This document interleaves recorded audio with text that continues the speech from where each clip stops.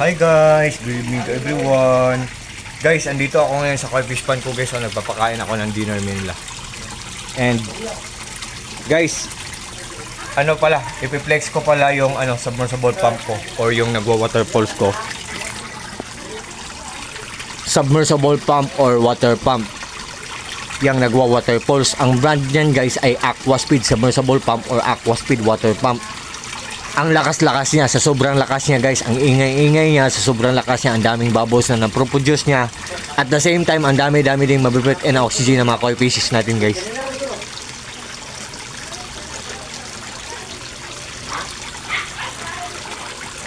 Yan guys. At ito ang mga koi fishes natin guys, oh.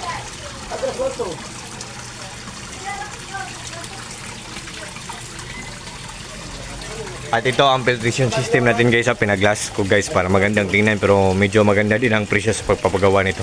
Joke. At ito ang bantay guys, oh, si Super Mario. Yan. Yan. By the way guys, ito ang setup ng pond ko.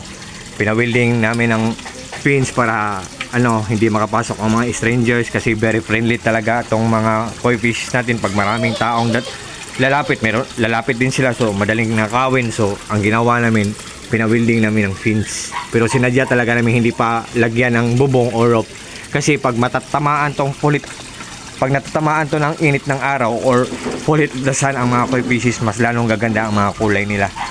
Yan guys, oh. Yan guys. So yan.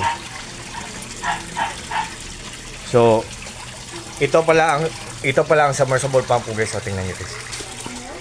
Ito ang power station ko on the other term, or on the other word, tinatawag nito na portable solar generator.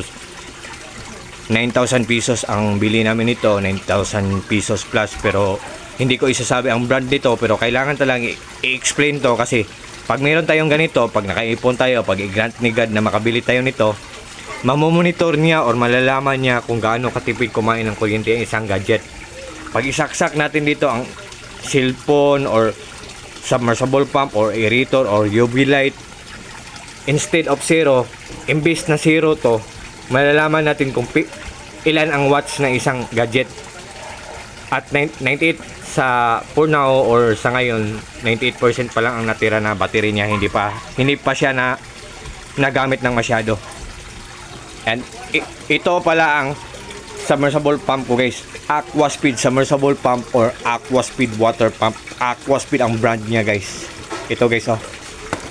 Ang ganda ng quality, matipid pa sa kuryente, tapos mura lang, affordable lang at hindi kamahalan. Aquaspeed guys.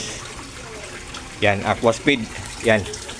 Sa lahat ng mga dyan, mga fish keepers dyan, sa lahat ng mga naghahanap ng mga submersible pump dyan, I think ito na ang kasagutan.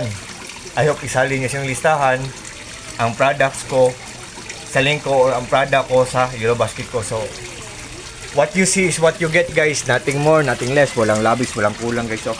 Yan. Ang lakas-lakas guys, oh. Ang lakas-lakas niya guys. So believe me or not guys, maniwala kayo or sa hindi. And one more thing guys, ang mga koi fishes pala ay mga stress relievers guys. Gradually or dahan-dahan lang kinukuha ang mga stress natin. At saka at the same time, fortune din sila or lucky charm din sila, nagbibigay din sila ng swerte sa atin. At nagbibigay sila ng peace of mind sa atin. Para silang mga breathtaking kasi para bang nagbibigay sila para bang makahinga tayo ng malalim guys kung nandito tayo sa sa part ng bahay natin na may mga koi fishes sa koi fish pond. Yan. At nilagyan namin ng indoor plants guys. Yan. Kasi mas lalong maganda ang pond natin kung may mga indoor plants. Pero DIY lang namin to guys. DIY ko lang to. Pero kung gusto nyo, gawin nyo din guys. So wala namang masama doon. Diba? Yan. And I think for this time guys, hanggang dito muna lang tayo sa video kong to. At sa lahat ng mga friends ko dyan, thank you so much. Sa lahat ng mga followers ko dyan, sa lahat ng mga supporters ko dyan, sa mga kako-groups ko, Koi Lovers Philippines, sa lahat ng mga taong walang sawang nag-join sa live ko, sa mga taong walang sawang nag-watch mga short videos na pipost ko, reminders guys ha, more to come to my videos and also to my live for sure, and of course more to see, more to learn, and also more to have informations. Kasi pag meron akong bagay na discover guys, pag meron akong bagay na na-discover, sinishare ko ang knowledge ko sa live ko, sinishare ko ang knowledge ko sa video na pinapost ko. So I hope meron kayong nakukuhang informations, I hope meron kayong nakukuhang tips, I hope meron din kayong nakukuhang good ideas guys. So one more thing guys ha, proven and tested na to lahat guys. Na to na ano, submersible pump guys. Yan. So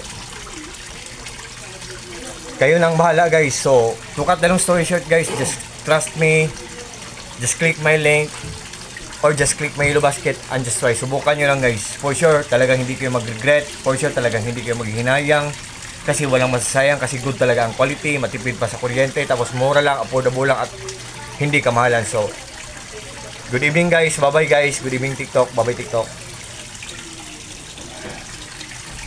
Thank you so much yung lahat, maraming salamat yung lahat, take care po tayong lahat, ingat po tayong lahat, at God bless po sa ating lahat, or God bless us all, and that's all, bye bye.